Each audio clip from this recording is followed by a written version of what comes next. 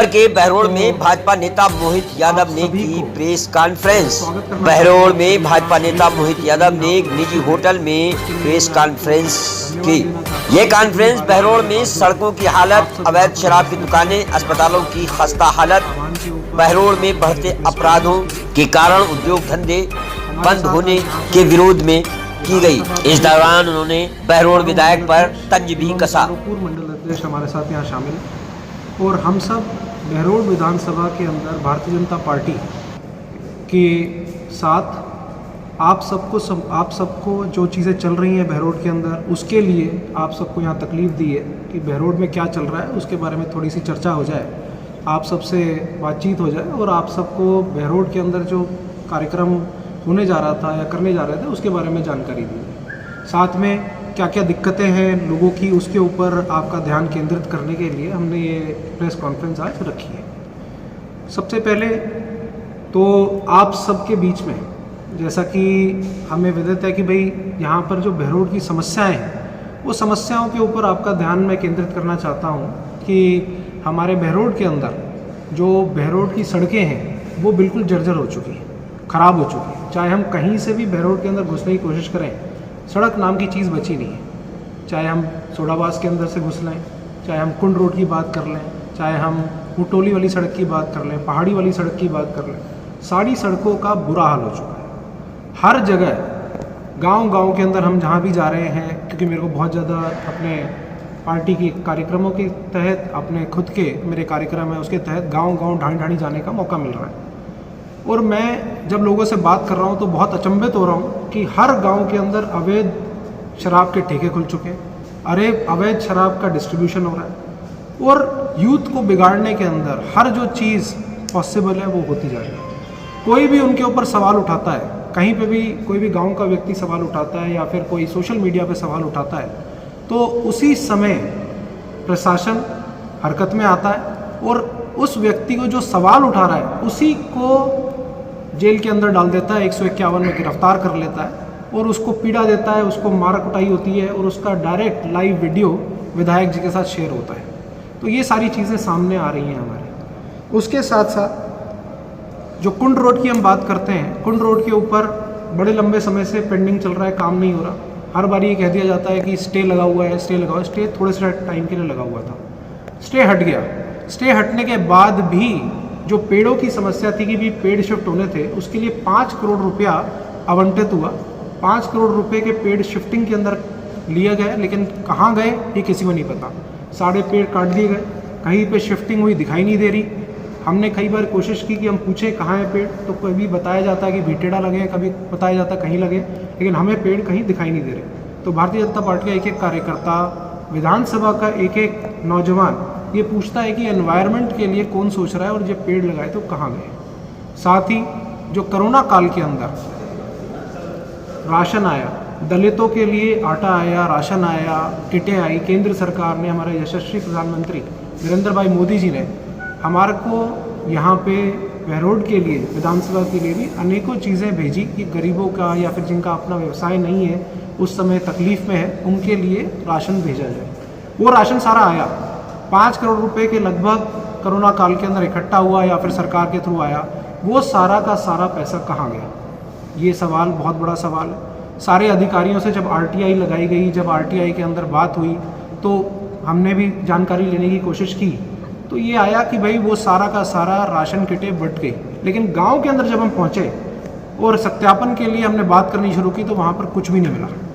तो ये भी जाँच का विषय, और अभी जांच अगर नहीं होती है, क्योंकि इसके लिए मैंने मुख्यमंत्री जी को भी, माननीय मुख्यमंत्री जी को भी लिख के भेजा है, हमेशा मेरे पास रिप्लाई आता है कि भाई जांच चल रही है, लेकिन जांच का कोई भी चीज़ नहीं हो पा रही। तो अगर अभी जांच नहीं होगी तो जब अगली बारी सरकार आएगी, जिसके अंदर क्योंकि भारतीय जनता पार्टी की सरकार आना तय है, कांग्रेस की सरकार जाना तय है, और जैसे ही आती है तो जो भी इसके अंदर लोग इन्वॉल्व हैं उसके अंदर उनके ऊपर हम दोबारा से जांच कराएंगे और अगर इसके अंदर कोई भी गलती पाई जाती है तो उनको सज़ा भी दिलवाने के अंदर पूरी अपनी कोशिश करेंगे। सरकार के अंदर आईटीआई मंजूर हुई थी डिंडोर के अंदर, आधा काम रुक के करके वो रोक दी गई, उसका कोई भी चालू नहीं हो पा रहा। अगर ये आईटीआई चालू हो जाती तो ITI चालू होने के अंदर लोगों को लाभ मिलता, युवा साथियों को लाभ मिलता, लेकिन उसके बारे में कोई सोचने वाला नहीं है। बहरोड के युवा आज भटक रहे हैं। बहरोड के युवा भटकने से क्या हो रहा है, बहरोड के अंदर क्राइम बढ़ता जा रहा है। आज क्राइम के क्षेत्र में बहरोड पूरे राजस्थान में नंबर 1 हो चुका है। ये हमने पत्रकार बंधुओं से ही सुना है और न्यूज़ के अंदर भी फ्रंट पेज के ऊपर ही कई बारी खबरें लगी हैं, अलग अलग न्यूज़ चैनल्स के ऊपर ये बताया जाता है। तो उसके अंदर हमने ये देखा कि बहरोड पिछले 3 साल में जो उपलब्धि सबसे बड़ी रही है बहरोड की, वो ये रही है कि क्राइम के क्षेत्र में नंबर 1 हो चुका है बहरोड। ये गलत है, क्योंकि युवा हमारे साथी हैं वो भटक रहे हैं क्योंकि उनको नौकरियां नहीं मिल रही। जो नौकरियों के वादे किए गए थे, जो बेरोज़गार भत्ते का वादा किया गया था, कांग्रेस सरकार ने जो बोला था कि भाई नौजवानों को 3500 रुपये बेरोज़गार भत्ता देंगे, वो अब तक किसी को नहीं मिला। जो पहले मिलता था वो भी बंद कर दिया गया। तो हमारे युवा साथियों को ना तो एजुकेशन मिल रही है, ना ही उनको बेरोज़गार भत्ता मिल रहा है, तो क्या करें। साथ ही पिछली सरकार के अंदर बहुत बड़ा एक MOU साइन हुआ था डाइकन कंपनी के साथ, जिसके अंदर 30,000 बच्चों को नौकरी मिलनी थी। वो MOU साइन हो चुका, उसके ऊपर काम करना था। वहाँ पे वो तो दूर की बात है, कोई ट्रेनिंग नहीं हो रही, उसको चालू नहीं किया जा रहा। सरकार की तरफ से उसके अंदर रोड़े डाल दिए गए और जो लोकल लोग काम कर रहे थे उनको निकलवाने के अंदर सरकार ने बहुत बड़ी अहम भूमिका निभाई। वो गलत है। हमारे युवा साथियों को नौकरी मिलनी चाहिए थी, लेकिन उनको तो नौकरी से निकाला जा रहा है। एक बहुत बड़ा हमारा काम हुआ था कि भाई जब स्टेडियम बना था तो उसी टाइम वादा किया गया था कि उसी के साथ साथ बस स्टैंड भी बन जाएगा। उसके ऊपर काम चालू हो गया था, जगह आवंटित हो गई थी, लेकिन वो बस स्टैंड का कोई अता पता नहीं। बस स्टैंड गायब हो चुका है। कोई सवाल पूछने वाला नहीं है कि वो बस स्टैंड गया कहाँ। ये हमारे बस स्टैंड के साथ साथ आज शौचालय नहीं है वहाँ पे, वो जो बना था वो बंद पड़ा है, लॉक पड़ा है। ये सारी चीज़ें हमें सोचने की ज़रूरत है। बहरोड के अंदर हर व्यक्ति ये सवाल पूछ रहा है। उसके बाद आपने ये भी देखा हो कि पहले बहरोड के अंदर लोग आना चाहते थे, काम करना चाहते थे, व्यवसाय करना चाहते थे, बिजनेसेस फ्लरिश कर रहे थे। सोता नाला के अंदर फैक्ट्रियाँ खुल रही थी, हर जगह काम चल रहे थे। लेकिन आज के दिन क्या हो रहा है, आज के दिन हर वही फैक्ट्रियाँ बंद होती जा रही हैं। ये भी आपने खुद ने रिसर्च की है, पत्रकार बंधुओं ने आपने निकाला है कि भाई कहाँ से क्राइम इतना ज़्यादा बढ़ गया है कि फैक्ट्रियाँ और व्यवसाय और हमारे जो साथी हैं जो बिज़नेस चला रहे हैं अपना, वो अपना बिज़नेस बंद करके दूसरी जगह जाने के अंदर ज़्यादा इंटरेस्टेड है और यहाँ पे कोई भी उसके लिए कोई भी ज़्यादा इन्वॉल्व नहीं होना चाहता कि यहाँ पर बहरोड के अंदर काम शुरू किया जाए। वो क्यों?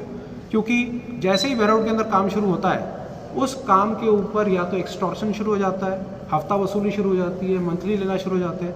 प्रशासन जो कि हर डिपार्टमेंट के अंदर, जहाँ पर कोरोना काल के अंदर ये लिखा होता है कि नो मास्क नो एंट्री, मेरे को तो ऐसा लगता है कि यहाँ पर ये लिख देना चाहिए नो कमीशन नो वर्क, क्योंकि हर जगह कमीशन खोरी है, हर जगह लूटपाट है, कोई भी व्यक्ति सुरक्षित नहीं है और जो भी कहीं पे कंप्लेंट करने जाता है उसकी कोई सुनवाई नहीं है। तो ये सारे सवाल हैं, ये सारी दिक्कतें हैं जो बहरोड के अंदर रोज़ाना हमारे को आ रही हैं। अनएम्प्लॉयमेंट इतना ज़्यादा हो चुका है। हमारे को ये तो कहा जाता है कि भाई हॉस्पिटल मॉडर्न हो गया है, नई नई चीज़ें हो गई हैं, लेकिन आप आज ही जाके देखिए हॉस्पिटल की स्थिति, हॉस्पिटल में कुछ भी नहीं है। हॉस्पिटल जर्जर हालत में हो रहा है, उसके ऊपर काम भी करना है। सिर्फ घोषणाएं करने से काम नहीं चलता है। आज कोई भी घोषणा कर दी जाए उसके ऊपर एक्ट भी होना चाहिए। हमने उप तहसील बना दी, वहाँ कोई अधिकारी नहीं है। आपने पशु औषधालय खोल दिए, वहाँ कोई डॉक्टर नहीं है। जो भी घोषणाएं करते हैं उसके साथ उसको अमल करने के लिए आपको उसके ऊपर काम भी करना ज़रूरी है, तभी डेवलपमेंट होता है, वरना डेवलपमेंट नहीं होगा। हमारा बहरोड आगे नहीं बढ़ पाएगा। चाहे पानी की समस्या हो गाँवों के अंदर, वो जल्दी ठीक हो जाएगी। यहाँ पर सासेड़ा जोहड़ के अंदर बोला गया कि 10 दिन के अंदर काम शुरू हो जाएगा। मेरे को तो ऐसा लगता है कि जो विधायक हैं वो विधायक कांग्रेस पार्टी से बहुत ज़्यादा प्रभावित है, क्योंकि कांग्रेस पार्टी के जो लीडर हैं उनको सिर्फ 10 तक गिनती आती है। हर चीज़ में वो 10 तक गिनती करते हैं और चीज़ें हो जाती हैं, लेकिन 10 तक गिनने से काम नहीं चलेगा, काम कराना भी पड़ता है। आगे पढ़ाई नहीं की है कोई बात नहीं, लेकिन उसके आगे काम होना चाहिए। सिर्फ ये बोलना कि मैं 10 दिन में ये चालू करा दूंगा, 10 दिन में वो करा दूंगा, आज तक उसके ऊपर कोई कार्रवाई नहीं हुई। ये करीबन नहीं तो 3 हफ्ते पहले विधायक जी ने कहा था कि 4 दिन के अंदर हम काम शुरू करा देंगे और इसका हमारे को रिजल्ट मिलेगा। अब तक कोई काम शुरू नहीं हुआ। इसी तरह से जहाँ भी जो घोषणाएं हुई हैं उसके अंदर कहीं भी कुछ नहीं हुआ। ये सारी दिक्कतों के साथ लोग आक्रोश के अंदर हैं, लोग आक्रोशित होते जा रहे हैं, लोग बोल रहे हैं कि हमें सड़कों पे उतरना ज़रूरी है, हमें सरकार को जगाना ज़रूरी है क्योंकि सरकार सो रही है। सरकार बिल्कुल निगलेक्ट कर चुकी है कि बहरोड के अंदर कोई भी बहरोड एग्जिस्ट ही करता है। ऐसा लग रहा है कि उन्होंने ये मान लिया है कि बहरोड राजस्थान का हिस्सा ही नहीं है, क्योंकि कोई भी काम यहाँ पर ढंग से नहीं हो रहा। यहाँ पर सिर्फ और सिर्फ एक चीज़ हो रही है कि किस क्राइम में कौन सबसे ज़्यादा आगे जाएगा। यहाँ पे उल्टी सीधी चीज़ें, हरकतें, इलीगल वेपन्स के अंदर बहरोड का नाम सबसे ज़्यादा हो रहा है। अभी मैं आ रहा था, हमारे मंडल अध्यक्ष जी भी बता रहे थे कि कल रात को ही एक गरीब व्यक्ति जो डाइकन में काम करके एक बच्चा आ रहा था, उसके साथ लूटपाट करके उसको मार के उसका फ़ोन वोन छीन लिया। ऐसी हत्याओं की, एक्सटॉर्शन की, ये सब चीज़ें बहुत ज़्यादा बढ़ती आ रही। इन सब के आक्रोश में हम सब ने मिलके, सभी हमारे जो साथी हैं, सभी हमारे जो प्रबुद्ध नागरिकगण हैं, सभी हमारे चारों मंडल अध्यक्ष, पूर्व मंडल अध्यक्ष, पार्टी के सभी पदाधिकारी, हम सब ने मिलके फैसला लिया था कि 13 तारीख को हम सुबह 10 बजे सरकार को जगाने के लिए, जो सरकार सो रही है, मुख्यमंत्री जी के नाम, माननीय मुख्यमंत्री जी को जगाने के लिए कि भाई बहरोड भी हमारा राजस्थान का हिस्सा है, ये बताने के लिए हमने एक सब एसडीएम को ज्ञापन देने का फैसला लिया था। लेकिन वो एसडीएम को ज्ञापन देने के फैसले के अंदर, क्योंकि जब हमें पता लगा कि लोग इतने आक्रोशित हैं और सूचनाएं जा रही हैं पुलिस प्रशासन को भी, और साथ के अंदर एसडीएम साहब को भी, और साथ के अंदर हमने जो परमिशन लेने के लिए उनको कहा कि हम आपके पास आना चाहते हैं और सरकार को, माननीय मुख्यमंत्री जी के नाम सरकार को ज्ञापन देना चाहते हैं, तो उन्होंने हमें प्रशासनिक अनुमति इस रीत की नहीं दी। उन्होंने कहा कि नहीं, कोविड-19 की नई गाइडलाइंस आई हैं जिसके तहत आप कोई भी लोग इकट्ठा नहीं हो सकते और ये आप हमें ज्ञापन इस तरह से नहीं दे सकते। बिना लोगों के हम ज्ञापन नहीं देना चाहते, क्योंकि हम चाहते हैं कि लोग जब तक सड़कों पे नहीं उतरेंगे, सरकार को कोई फ़र्क नहीं पड़ेगा। सरकार को जगाने के लिए लोगों को सड़कों पे उतरना पड़ेगा। और कोविड-19 की गाइडलाइंस जैसे ही चेंज होंगी, जो हमारा 13 तारीख का प्रोग्राम था, जो कि अब हमने स्थगित कर दिया है, आने वाले समय में हम और जोर शोर से सब लोगों के साथ, अगर सरकार ने ये सारे जो दिक्कतें हैं बहरोड के अंदर उसके ऊपर काम नहीं किया, हम चाहते हैं सरकार को टाइम मिला है। सरकार को ये चेतावनी है हमारी तरफ से, भारतीय जनता पार्टी की तरफ से, आम नागरिक की तरफ से, कि हम सब मिलके सड़कों पे उतरेंगे और आपको नींद से जगाने की कोशिश करेंगे। अगर आपने सही समय रहते सड़कों पे और काम नहीं किया, क्राइम, गुंडागर्दी को ख़त्म नहीं किया, जंगल राज जो चल रहा है उसको ख़त्म नहीं किया, सारे अधिकारियों को नहीं लगाया, युवाओं के बारे में अगर नहीं सोचा, ये सब चीज़ों के ऊपर आपने काम नहीं किया, पानी की समस्याएं आपने दूर नहीं की, तो सभी लोग आक्रोशित होकर सड़कों पे उतरेंगे। बहरोड को जाम करना पड़ा, बहरोड को जाम करेंगे। एक एक कार्यकर्ता, बहरोड का एक एक नौजवान आज चाहता है कि सरकार जागे और सरकार को इसके अंदर जल्दी से जल्दी काम करें। अगर नहीं करेंगे तो ये हमारी चेतावनी है, बार बार सरकार को हम जगाने की कोशिश करेंगे। और सभी को ये मैसेज भी है कि हमारा जो 13 तारीख का प्रोग्राम है वो किसी भी तरह से कैंसिल नहीं है, सिर्फ स्थगित किया गया है और ये समय दिया जा रहा है सरकार को, ये अपनी चीज़ें सुधारें, सही करें। तो यही सब चीज़ों के लिए आज आपको हमने यहाँ पर आने के लिए आग्रह किया कि आपके माध्यम से, पत्रकार बंधुओं के माध्यम से, क्योंकि पत्रकार बंधु जो है वो हमारे समाज का एक चौथा स्तंभ है। आप लोगों के ज़रिए लोगों को पता लगता है, हमें भी पता लगता है कि किस क्षेत्र में कहाँ पर क्या गड़बड़ है, क्या चीज़ें चल रही हैं। और आप सब ने हमें हमेशा अच्छा फीडबैक दिया है। इसी से हमने जब गाँवों के अंदर मिलाएं तो उनसे भी पता लगा, तो आप सब यहाँ पर आए, उसके लिए आप तहे दिल से मैं आपको बार बार फिर से धन्यवाद करता हूँ कि बारिश के मौसम में आप यहाँ पहुँचे। और बाकी आप मेरे लायक कोई भी और सवाल हो तो मैं उसके लिए ओपन है फ्लोर। मैं अपनी बात खत्म कर चुका हूँ। आप जो भी सवाल पूछना चाहे वो पूछ सकते हैं। धन्यवाद।